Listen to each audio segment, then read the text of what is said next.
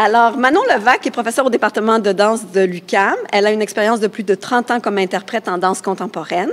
Avec le projet abécédaire biographique de Mon corps dansant, Manon Levac a entrepris une recherche-création sur les savoirs multiples et la mémoire corporelle mise en œuvre par l'interprète dans sa danse. Ce projet s'inscrit dans celui de l'abécédaire du corps dansant dirigé par André Martin, toujours au département de danse, pour lequel Manon agit aussi comme co-chercheur et conseillère artistique. C'est également comme conseillère artistique à la création chorégraphique pour les objets vêtements qu'elle participe à Taillère Habitus, un projet de recherche de Marilla Sobek sur les liens, comme je vous l'ai dit tout à l'heure, entre architecture et vêtements. Alors, à travers ces projets, Manon Levac porte une attention particulière à la contribution du danseur en processus de création. Et le titre de sa communication, s'il n'a pas changé, c'est le même. C'est Image du corps imaginaire, du geste dansé. C'est moi. Donc, dans chaque aspect de son travail d'interprétation, le danseur construit et reconstruit une image de son corps et sollicite sans cesse son imaginaire dans le mouvement. Dans la présente communication, j'aborderai en premier lieu le caractère mobile de l'image corporelle chez le danseur et je présenterai ensuite brièvement les concepts de schéma corporel et d'image du corps pour continuer sur 2 exemples de ma pratique de danseuse. À l'aide de ces exemples, je vise à montrer de quelle manière des imaginaires du corps et du geste sont à l'œuvre dans l'interprétation en danse. Exposé à différents mobiles corporels depuis sa formation et tout au long de sa pratique professionnelle, le danseur possède un schéma corporel stable, mais une image du corps sujette à de fréquentes modulations. Les valeurs véhiculées par une formation, les caractéristiques esthétiques propres à toute chorégraphie proposent des projets corporels qui, pour s'actualiser, requièrent adaptation et appropriation de la part du danseur.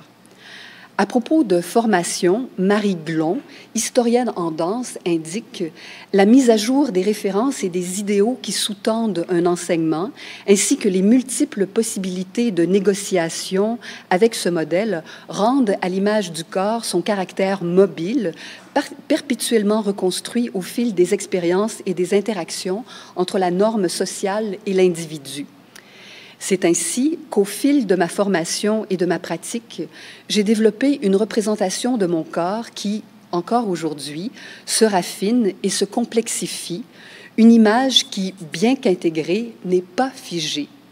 Circulant du dessin au plan, à l'arborescence ou à l'étoilement de sensations, oscillant entre le fragment et le système, je me représente mon corps tout autant que je le ressens en un kaléidoscope de lignes directionnelles, volumes, masses et textures diverses. Si, au début, mes années de formation en ballet, par des valeurs de fluidité, de stabilité, de clarté et de projection du mouvement, ont contribué à l'inscription de l'image d'un corps délié, musclé, fortement investi dans le travail des jambes, un corps se déployant avec harmonie, amplitude et aisance dans le mouvement et dans l'espace. Plus tard, des expériences professionnelles m'ont amené à cultiver dans certaines chorégraphies un corps tourmenté, en lutte constante, et dans d'autres, un corps affaissé et mou.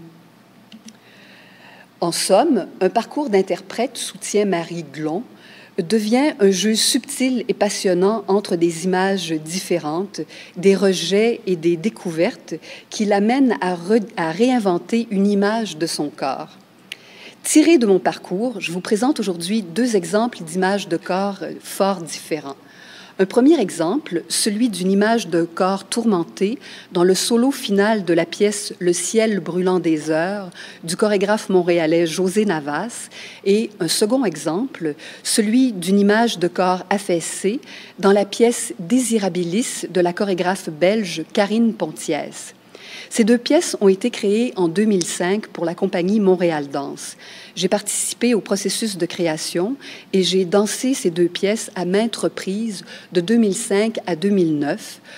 Je vous présenterai comment s'est construit l'imaginaire nourrissant mon travail d'interprétation et comment ont interagi imaginaire du geste et image du corps.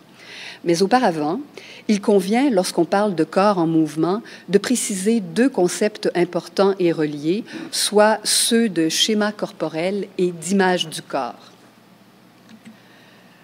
L'image du corps, vivante, dynamique, est sans cesse nourrie des sensations et perceptions qui parcourent l'interprète, des souvenirs et émotions qui l'imprègnent, des chorégraphies qui l'habitent. En cela, la représentation personnelle qu'a le danseur de son corps englobe par son repérage cartographique des notions de schéma corporel et par ses références aux sensations et au vécu des notions d'image corporelle. Car l'image intégrée que l'interprète a de son anatomie se rapporte à ce que le neurologue et philosophe Paul Schilder a défini comme le schéma corporel, cette image tridimensionnelle que chacun a de soi-même. Il s'agit, selon Sean Gallagher, de l'ensemble des capacités et des habitudes motrices qui déterminent de manière dynamique la posture corporelle et l'espace des mouvements possibles. S'actualisant dans le mouvement de façon automatisée, notamment par la proprioception et la coordination, le schéma corporel est considéré comme une structure fondamentale et une représentation préconsciente du corps humain. Toutefois, comme le soulignent ce même Sean Gallagher et Jonathan Cole, si le schéma corporel échappe généralement au contrôle, il est tout de même possible, dans l'apprentissage et la pratique du mouvement, de canaliser son attention afin de percevoir consciemment ce que l'on fait. C'est par cette attention ciblée, permettant de recueillir des informations visuelles, tactiles et proprioceptives, que le danseur nourrit partiellement la représentation de son corps dansant sous la forme d'une cartographie tridimensionnelle. Ainsi, en interaction constante avec le schéma corporel, se retrouve également, dans la conception de l'anatomie du danseur, l'image corporelle. Cette dernière, selon Pascal Ludwig, repose sur des représentations conceptuelles complexes qui comprennent des états de différentes origines: perception, souvenir, croyance, émotion. Pour la psychanalyste Françoise Dolto, l'image du corps est totalement inconsciente et imbriquée au vécu corporel et relationnel.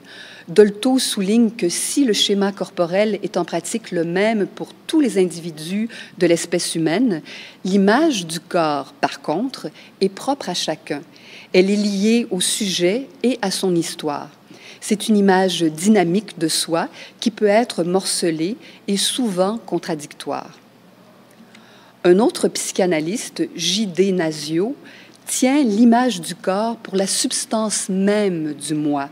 Il affirme « Nous ne sommes pas notre corps en chair et en os, nous sommes ce que nous sentons et voyons de notre corps. Je suis le corps que je sens et le corps que je vois. Notre moi est l'idée intime que nous nous forgeons de notre corps, c'est-à-dire la représentation mentale de nos ressentis corporels, représentation changeante et fluctuante, changeante et influencée sans cesse par notre image du miroir. C'est donc dire que pour Nasio, notre moi, en tant qu'entité imaginaire et subjective du sentiment d'exister, est aussi image du corps. Une image elle-même composée de deux images indissociables, les images mentales de nos ressentis physiques et l'image spéculaire de notre apparence, de l'apparence de notre corps. À l'inverse de Dolto, qui ne conçoit d'image du corps qu'inconsciente, Nasio considère une image du corps faite d'images mentales, inconscientes, mais qui peuvent devenir conscientes ou motrices. Il précise aussi que les images formées par nos sensations sont non figuratives et évanescentes. L'image d'ensemble de nos ressentis physiques, souligne Nasio, est en fait un patchwork de micro-images disparates. Dans un concept particulièrement opérant au regard du corps dansant, Nasio associe les images mentales de nos ressentis physiques au corps ressenti ou au corps réel. Ce corps réel est force, intensité, mouvement de vie et se présente dans son ensemble en une image du corps mosaïquée. Il est, et je cite, tout à la fois corps de sensation, corps de désir et corps de jouissance. Cette force vive éclatée, se nourrissant de sensorialité, de dépenses d'énergie et de rapport à soi et à l'autre, se trouve au cœur de la danse. C'est pourquoi, dans l'étude des exemples tirés de ma pratique, j'aborderai peu l'image du corps en tant qu'image spéculaire, ce qui orienterait mon regard vers des considérations pratiques et esthétiques. Bien que l'image spéculaire soit irrémédiablement liée à l'image du corps ressenti, je me référerai plutôt à cette deuxième image, celle du corps ressenti, plus proche du corps sensible et dansant que j'engage dans mon travail d'interprétation. Dans un premier extrait, je présente l'image d'un corps tourmenté, presque sauvage, et en lutte avec lui-même et l'espace dans lequel il évolue. La construction de cette image du corps a reposé autant sur la particularité du processus de création que sur l'imaginaire émotif, sensoriel et spatial mis en œuvre dans mon mouvement dansé. C'est à partir de 3 de mes textes, fragmentés et découpés, que le solo final de la pièce « Le ciel brûlant des heures » de José Navas s'est élaboré. Au tout début du processus de création de cette pièce sur les relations de couple, le chorégraphe m'a demandé de produire de courts textes sur des images, sur des histoires d'amour passé. Il a sélectionné des bribes et m'a demandé de créer des séquences de mouvements inspirées de ces fragments. En des allers-retours entre lui et moi, se sont élaborées plusieurs cellules gestuelles et chorégraphiques. Ces séquences éparses ont ensuite été structurées en une longue succession, le solo d'une dizaine de minutes, dont je vous présente à environ 2 minutes. Puis, Navas a organisé cette succession de séquences dans un espace défini par un cercle de lumière que je traversais de part en part ou que je longeais sur son pourtour. Au cours de ce solo, jamais je ne devais franchir la frontière symbolique délimitée par le cercle de lumière. Suite à cette mise en espace, Navas m'a demandé d'augmenter l'amplitude et la vitesse du mouvement jusqu'à développer ce solo en une ronde folle et excessive et obsessive. Ce dispositif de création a mobilisé mon imaginaire de plusieurs façons. Parce que morcelé et dégagé de toute logique narrative, le matériau écrit dont je me suis servi pour générer la gestuelle a présenté mon vécu comme un précipité, au sens émotif du terme, c'est-à-dire au sens chimique du terme. C'était un précipité émotif. Tout comme le sens des mots, cette émotivité a agi en filigrane de ma production de mouvement. Je me suis aussi appuyée sur des données qu'on peut considérer plus abstraites, telles que la sonorité des mots ou le rythme de la phrase. En sollicitant mon imaginaire, cette approche a éveillé ma sensorialité, a mis en jeu un travail du sensible qui ont coloré non seulement la production, mais la qualité de mes mouvements. Une fois la chorégraphie terminée, ça recommence. Donc, une fois la chorégraphie terminée, les paramètres d'espace et de temps choisis par José Navas pour ce solo ont également nourri mon imaginaire d'interprète lorsque je le dansais. L'espace clos que je pouvais facilement traverser en 5 ou 6 enjambées, la frontière lumineuse du pourtour du cercle et le reste de la scène, visible pour moi dans la semi-obscurité mais inatteignable, sont des éléments spatiaux qui ont délimité un espace symbolique fermé. Comme dans une prison circulaire, aux murs toutefois invisibles, j'étais renvoyée à moi-même, à mon trop-plein d'émotions, dans une finitude obsessive. En circulant sur le pourtour ou en traversant le cercle lumineux, je tournais, courais, me lançais par terre, bondissais, me tordais, vibrais. Un sentiment d'urgence me tenaillait, me portant à m'agiter fébrilement et à explorer fiévreusement toutes les zones de mon petit espace circulaire. Au fil des répétitions, l'image du corps que j'ai développée dans ce solo s'est caractérisée par un corps effervescent et parcouru de spasmes. Ma danse comporte des changements de niveau subis, par exemple entre une position accroupie au sol et une posture debout. Les changements d'orientation sont aussi nombreux et variés, de face, de dos, de profil ou en angle. Des modulations toniques oscillant entre mouvements lancés, presque rageurs, lâcher du poids dans les chutes et gestes vifs et nerveux créent un état d'agitation qui colore mon geste. La trace de blessures émotives ressurgit aussi à travers des mouvements spasmodiques dont on ne sait s'ils sont pleurs ou bouillonnements de colère. Les images mentales de ces ressentis physiques, comme les nommerait Nasio, produisent une corporéité fiévreuse, une image du corps qui tient en grande partie au mode de composition chorégraphique basé sur le collage de séquences gestuelles éparses. À cela s'ajoutent les souvenirs émotifs, la sensation d'enfermement dans un espace circulaire, de même que l'urgence et la rapidité du mouvement. Autant de facteurs contribuant à un corps tourmenté, presque sauvage, qui, paradoxalement, se manifeste grâce à une maîtrise importante du dosage de l'énergie du mouvement. Voici donc un premier exemple de la façon dont on interagit imaginaire et image du corps dans le processus de création et dans mon interprétation sur scène. Dans mon deuxième exemple, la création de mouvements n'est pas amorcée à partir de mots ou de souvenirs, mais à partir d'une photo. L'imaginaire mobilisé par le sujet de cette photo m'a conduite à développer l'image d'un corps affaissé, une verticalité relâchée. Un des nombreux modes opératoires utilisés par la chorégraphe Karine Pontiès lors de la création de Désirabilis a consisté à inviter les danseurs à développer des séquences gestuelles à partir d'images qu'elle proposait. Elle me remet la photo d'un kangourou allongé. J'ai d'abord été frappée par l'aspect anthropomorphe de cette image. J'ai tout de suite vu une odalisque velue. Presque simultanément, j'ai trouvé incongru de voir un kangourou allongé, alors que je me représente cet animal bondissant ou encore debout, en appui sur ses longs pieds, comme un bipède.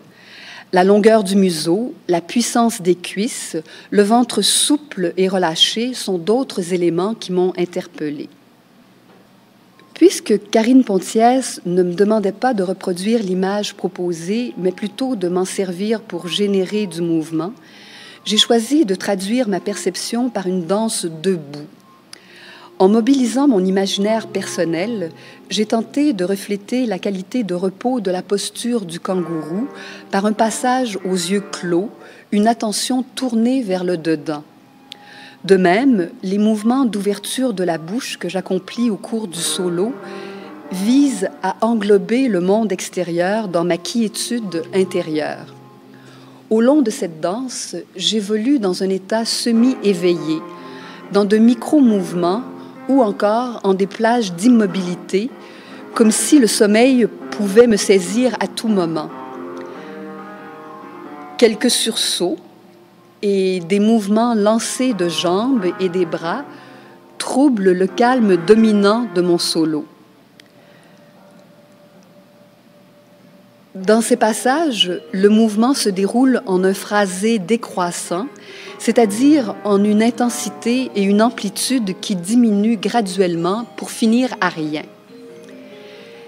L'espace de ma danse correspond à ma bulle personnelle et comporte peu de déplacements. C'est également un espace flottant, percé à quelques reprises par un mouvement direct, un tracé précis. Même si l'image présente un kangourou à demi couché, j'ai tenu à garder le caractère bondissant de cette image par de légers mouvements de rebond. Alors, par de légers mouvements de rebond. Ralentis et adoucis, ces petits rebonds deviennent de tendres auto-bercements, renforçant l'impression de quiétude et de bien-être. L'image du kangourou allongé a induit pour moi une corporéité à la verticalité relâchée, aux épaules affaissées, au bassin écrasé. Une posture qui établit une relation de lâcher-prise à la gravité, un poids mou qui se tient debout dans un effort minimal. À partir de la perception d'une photo donnée, ce sont la posture que j'ai choisie et l'image du corps formée par des images mentales de mes ressentis physiques qui ont irrigué le travail d'imaginaire du mouvement et du geste. J'ajouterai que l'image du corps affaissé est inusitée par rapport à ma formation et à mes habitudes posturales. Le lâcher-prise et la quiétude dans lesquelles baigne ce solo sont également fort différents des qualités du solo de l'exemple précédent. Mon solo dans Désirabilis est marqué par une corporéité plus douce qui nécessite peu d'engagement musculaire et peu de déploiement dans l'espace. Donc, en résumé, dans le solo « Le ciel brûlant des heures », un imaginaire façonné par l'affectivité a prévalu à la création du mouvement. À ce mouvement brut se sont ajoutés des paramètres particuliers d'espace et de temps qui ont généré une corporéité tourmentée. À l'inverse, dans Désirabilis, l'image forte et insolite proposée par la chorégraphe a dès le début induit une corporéité relâchée qui, dans un deuxième temps, a nourri la production du mouvement et l'imaginaire de mon geste. À la lumière de mon expérience, ces deux exemples illustrent que dans le travail d'interprétation du danseur, imaginaire et image du corps n'établissent pas nécessairement une relation de cause à effet, par exemple que l'imaginaire constituerait le fondement de l'image du corps ou l'inverse. Il semble plutôt qu'imaginaire du geste et image du corps s'activent et se réactivent mutuellement en un jeu de relance dynamique. Un dialogue qui, au fil des années, des répétitions et des représentations de ces deux pièces en spectacle, a enrichi le travail expressif de mon geste dansé. Merci.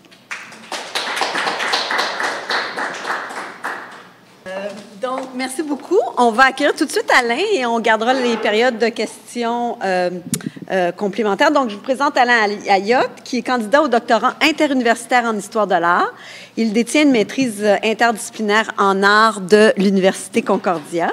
Son projet de recherche-création comporte 2 volets, dont les titres sont un atlas pornographique entre Scientia Sexualis et Ars Erotica et Secretum, atlas et album. Il est également adjoint de recherche sur le projet d'exposition Culture du témoignage à l'UQAM. Son sujet de thèse portera sur l'appropriation artistique de la pornographie et l'analyse des discours théoriques s'y rattachant.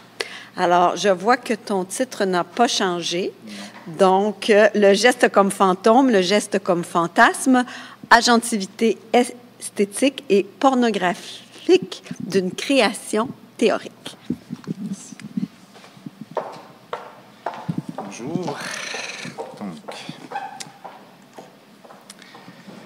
Donc j'aimerais d'abord commencer par une citation du philosophe Giorgio Agamben, avant de vous introduire à mon projet de création, à mon approche théorique et à une réflexion méthodologique sur mon mémoire de création que j'ai fait à l'Université Concordia. Donc, geste est le nom de cette croisée où se rencontrent la vie et l'art, l'acte et la puissance, le général et le particulier, le texte et l'exécution.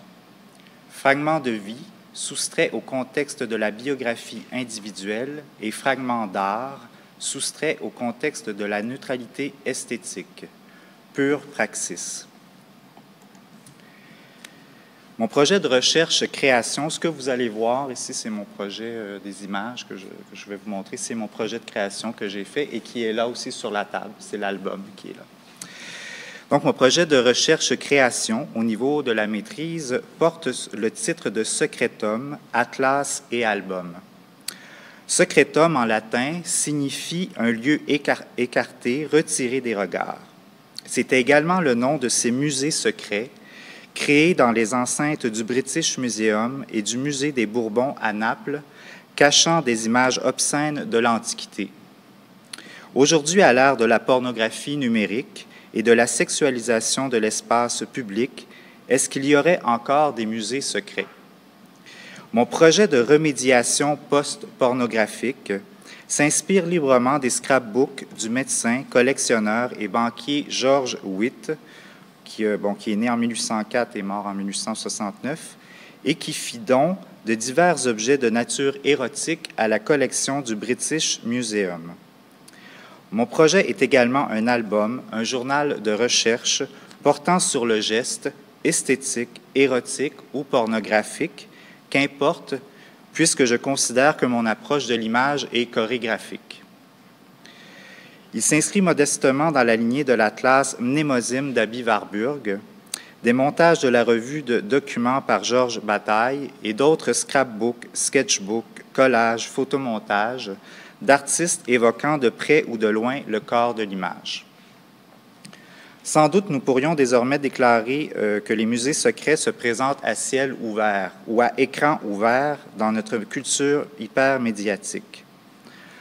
En glanant ici et là dans les archives du web, j'ai cherché différentes variations rythmiques du geste, tout en décidant, au gré des découvertes, du tempo de chaque planche de mon album de famille anti-oedipienne.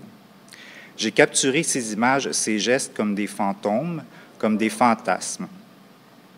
L'histoire de la pornographie, l'histoire de la sexualité ou l'histoire de l'art ne sont pas seulement des histoires formées de textes et d'images. Ce sont avant tout des histoires de gestes. Et peut-être, en risquant un néologisme, ce sont peut-être des histoires d'imagestes. Je cite ici Gilles Châtelet. Le geste inaugure une lignée de gestes, alors que la règle n'énonce que des instructions, qu'un protocole de décomposition de l'action en actes répétables indéfiniment. Le geste possède une exemplarité historiale. Historial, c'est un vieux mot, c'est historique, mais si l'on peut parler d'accumulation du savoir au cours de la succession des générations, on doit parler de gestes inaugurant des dynasties de problèmes. Ainsi, qu'ai-je découvert? C'est que l'histoire de la pornographie est une histoire de gestes. Cette histoire de gestes débute au 18e siècle à l'intérieur d'une histoire de l'art qui fit renaître la notion de pornographie au moment des excavations des ruines de Pompéi, d'images, de fresques, de mosaïques et de sculptures dépeignant des pratiques corporelles jugées obscènes à l'époque victorienne et contraires à une conception alors idéalisée d'une antiquité classique. De plus, cette découverte révéla que ces images n'étaient pas seulement dévolues aux espaces privés des bordels ou des chambres nuptiales, mais qu'elles étaient présentes à la vue de tous dans les espaces publics de la cité. On inventa alors les musées secrets, nommés Gabinetto Secreto au musée des Bourbons à Naples et Secretum au British Museum. Il y avait aussi des musées secrets dans d'autres musées, mais je n'ai pas les noms. Donc, afin de cacher, on cachait ces objets à une population alors jugée inapte à apprécier ces artefacts. Seuls quelques connaisseurs des classes supérieures pouvaient accéder à ces espaces surveillés, contrôlés, verrouillés, où aucune femme, aucun enfant, ni pauvre n'avait droit d'accéder. La pornographie fait donc partie d'une rhétorique muséale, hiérarchique, et se révèle, selon la philosophe Béatrice Preciado, une technique d'exclusion et une stratégie pour tracer les limites du visible entre le public et le privé. Ainsi s'arrête pour un temps une histoire d'images et de gestes où certains corps peuvent jouir de ces représentations sexuelles, alors que pour d'autres, ce plaisir demeure interdit. L'histoire de la sexualité est également une histoire de gestes. Selon Foucault, Michel Foucault, la scientia sexualis s'oppose à l'ars erotica, ou la science de la sexualité à l'art érotique. Il existe deux régimes de vérité produisant le discours sur le sexe. D'un côté, la scientia sexualis, qui base son savoir sur la production du discours par l'aveu, a permis la constitution d'une archive classifiant et catégorisant les douleurs et les plaisirs du sexe dans les sociétés occidentales depuis le 19e siècle. De l'autre, l'ars erotica, associé traditionnellement aux sociétés orientales ou antiques, produit son savoir sur la pratique et l'expérience des plaisirs et cherche à amplifier les effets de ce savoir dans le corps et la conscience des initiés à travers différentes techniques. Ainsi, la généalogie narrative de l'histoire de la sexualité de Michel Foucault se termine à peu près au moment où naissent de nouvelles technologies du visible que sont la photographie et le cinéma. À la suite de la technologie de sexe foucaldienne basée sur l'écoute, le langage et l'aveu, nous voyons une science de la sexualité se poursuivre à travers la vue, l'image et le geste. Selon la théoricienne du cinéma Linda Williams, la pornographie se présente comme une forme de scientia sexualis en tant que discours compulsif à montrer l'orgasme, exposant et produisant la vérité du corps. À la volonté de savoir s'ajoute une volonté de voir, alliant une science de la sexualité, des technologies du visible et des dispositifs de surveillance, contribuant à développer des catégories spécifiques de désir, de gestes genrés et de représentations sexuelles.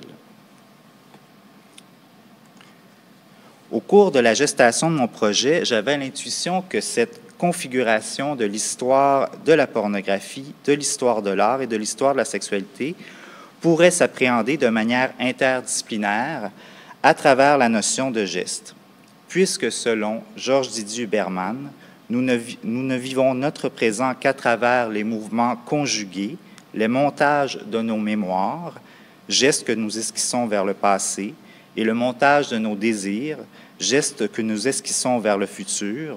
Les images seraient alors à regarder comme les carrefours possibles de tous ces gestes conjugués.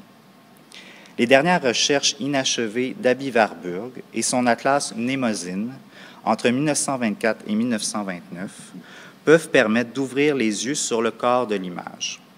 Avec l'atlas Mnemosyne, composé de 79 planches recouvertes d'un drap noir où sont épinglées sous des thématiques différentes diverses productions photographiques, Abby Warburg chercha à comprendre la vie des images à travers la démonstration de l'influence de l'Antiquité sur la Renaissance italienne jusqu'à l'époque contemporaine. L'atlas se basait sur 3 concepts principaux, soit les survivances, se définissant comme des récurrences dans les images à travers le temps, les formules de pathos, comme des gestes passionnels du plaisir, de la douleur ou de l'excès, et la migration, comme le voyage du corps de l'image dans l'espace et dans le temps. Ces récurrences se produisent à travers le travail de la mémoire, de l'imagination et l'heuristique du montage. Selon Carl Sirek, un théoricien des médias, Warburg, à travers son analyse du mouvement de l'image, part d'études de mouvement dans les images fixes. Cette évolution conduit à la dynamisation des regards des spectateurs et ensuite, finalement, à une conception de la mise en mouvement de la pensée des images dans l'histoire et les histoires. Ainsi, cette histoire de gestes, c'est une histoire de fantômes pour grandes personnes, selon un aphorisme d'Abby Warburg, ou, par une autre traduction de l'italien au français, c'est une histoire de fantasmes pour personnes vraiment adultes. Giorgio Agamben, dans son essai « Notes sur le geste », propose d'entreprendre une autre lecture de l'atlas Mnemosyne et de déplacer notre intérêt de l'image au geste. Ce n'est pas d'image qu'il devrait être question, mais de geste. De fait, toute image est animée d'une polarité antinomique. Elle est d'une part réification et annulation d'un geste, dont elle conserve d'autre part la dynamisme intacte. Le premier pôle correspond au souvenir dont s'empare la mémoire volontaire, le second à l'image qui jaillit comme un éclair dans l'épiphanie de la mémoire involontaire. Et tandis que la première vit dans un isolement magique, la seconde renvoie toujours au-delà d'elle-même, vers un tout dont elle fait partie. Même la Joconde, même les Ménines, peuvent être envisagées non pas comme des formes immobiles et éternelles, mais comme des fragments d'un geste ou comme des photogrammes d'un film perdu, qui seuls pourraient leur restituer leur véritable sens. Car toujours en toute image est à l'œuvre une sorte de ligatio, un pouvoir paralysant qu'il faut exorciser. Et c'est comme si de toute l'histoire de l'art s'élevait un appel muet à rendre à l'image la liberté du geste. Fin de citation. Comment passer justement de l'image au geste, me demandais-je. Comment concevoir une autre histoire de l'art, de la pornographie, de la sexualité, comment les conjuguer, comment repenser et augmenter notre puissance d'agir ou notre potentia agendi, comme disent certains philosophes, ou notre agentivité, que la langue anglaise nomme agency. S'inspirant entre autres de Jonel Austin, de Jacques Derrida et de Michel Foucault, la philosophe américaine Judith Butler élabore une influente théorie du genre et son concept de performativité. Selon elle, la performativité souligne la capacité du corps à imiter, citer ou réitérer le processus normatif à travers ses expressions corporelles. Mais il est impossible de copier ou de répéter la même chose dans la durée. À l'intérieur de cette impossibilité s'inscrit la puissance d'agir permettant la transformation du sujet. Cette puissance d'agir ou agentivité est un geste critique de la normalisation des corps.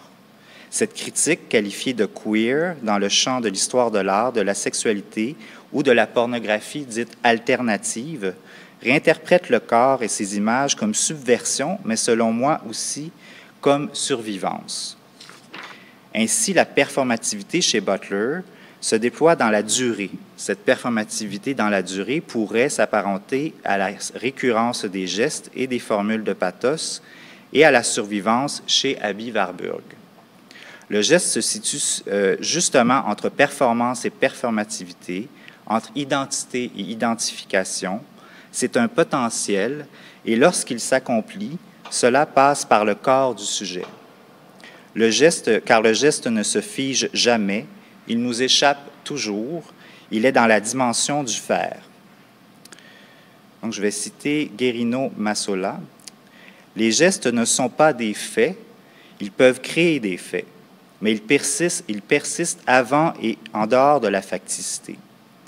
Cependant, tout le modus operandi de l'art, de la collaboration, est basé sur un certain nombre de mécanismes complexes permettant aux gestes de déployer l'intensité de leur action communicative. Les gestes manifestent un schéma squelettique ainsi qu'une corporéité dans un espace topologique. Ils ne sont pas seulement des gestes physiques, mais peuvent déployer leur corps dans des espaces complètement abstraits. Fin de citation.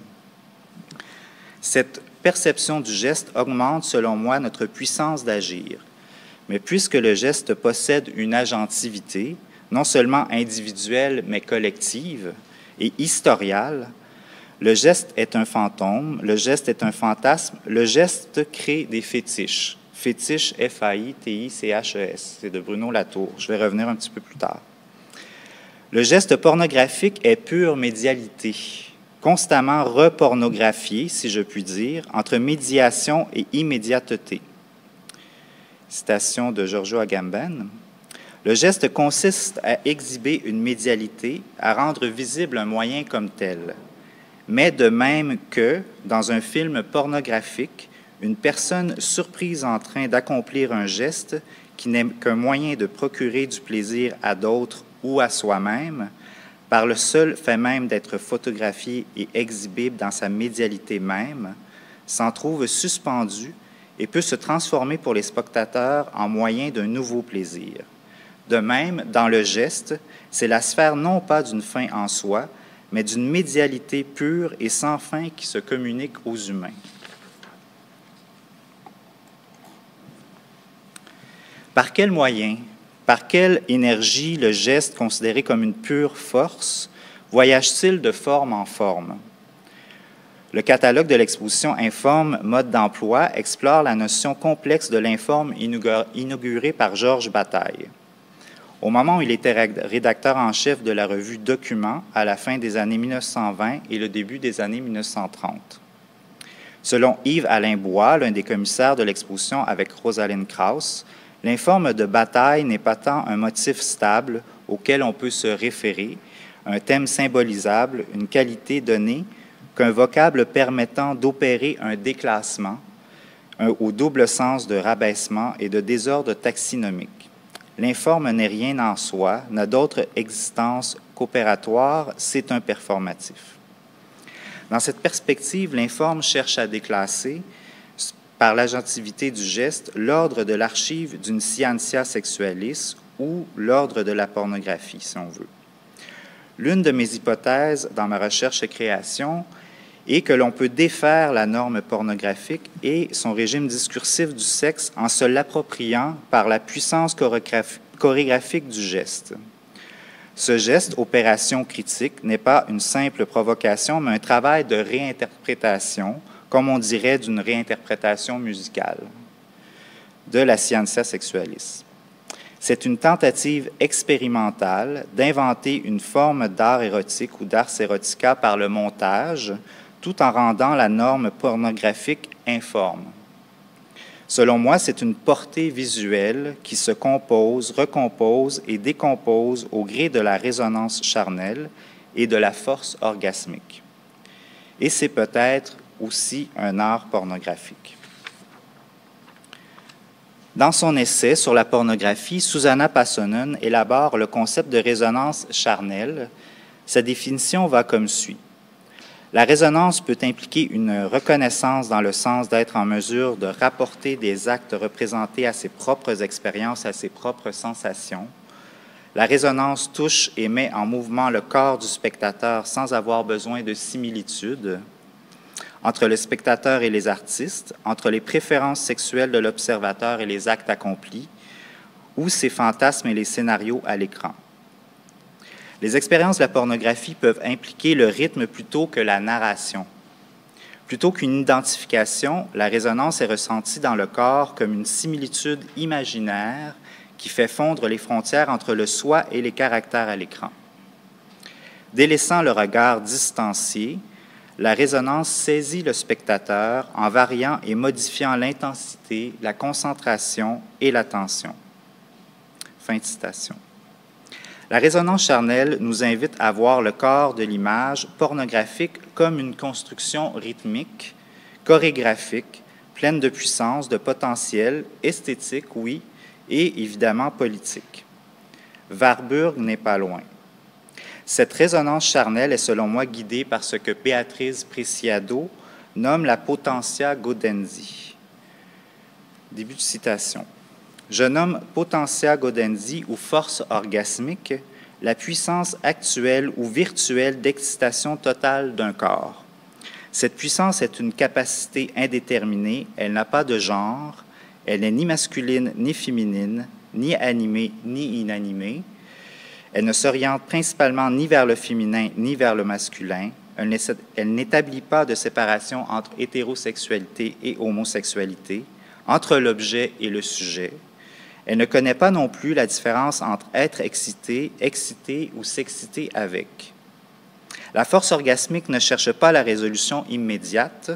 Elle n'aspire qu'à se déployer dans l'espace et dans le temps, vers tout et vers tous, en tout lieu et en tout moment. La puissance ne se trouve pas seulement dans le corps, en tant qu'espace traditionnellement imaginé comme prédiscursif et naturel, mais dans un ensemble de représentations qui le rendent sexuel et désirable. Fin de citation. Cette force orgasmique, puissance de jouir ou agentivité pornographique peut être envisagée comme un moteur ou un révélateur de la création artistique et de la pulsion théorique lorsqu'il est question de production esthétique et politique de la sexualité.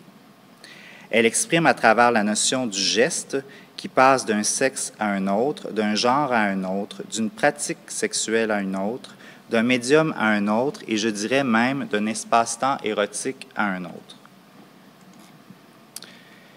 En terminant, j'aimerais évoquer une agentivité hypothétique sous le néologisme de l'imageste. L'imageste est un mot valise. Il me semble que ce mot de théorie et de praxis entre agentivité esthétique et agentivité pornographique peut signifier l'aspect dynamique, chorégraphique, historial, collectif de l'image et du geste. Cela, bien sûr, reste à expérimenter dans la poursuite de mes recherches. Il me semble aussi qu'un autre mot valise, fétiche, inventé par Bruno Latour, qui est la fusion entre les faits, objectifs, réels et scientifiques, et fétiche, subjectif, illusoire, artistique, et qui estompe la différence entre fabrication et réalité, maîtrise et création, constructivisme et réalisme, ouvrirait d'autres pistes quant aux relations entre histoire, art et pornographie. Selon Yves Citon, commentateur de l'ouvrage de Bruno Latour, le fétiche constitue une réalité qui s'affiche comme étant à la fois fabriquée par des pratiques humaines, et néanmoins dotée d'une existence autonome, indépendante de nos désirs, tout en mettant en œuvre une efficience humaine collective qui dépasse notre puissance d'agir individuelle. Le fétiche n'est pas du côté du savoir, mais plutôt du côté de la sagesse. Donc, je cite Bruno Latour. « Le fétiche est ce qui fait faire, ce qui fait parler. Grâce au fétiche, pourraient dire les sorciers, les adeptes, les savants, les artistes, les politiques, nous pouvons produire des êtres légèrement autonomes qui nous dépassent quelque peu. Divinité, fait, œuvre, représentation. Grâce au fétiche, construction et vérité demeurent synonymes. Ainsi, toute recherche, toute création qui passe à travers les gestes du corps a le potentiel de devenir un fétiche. »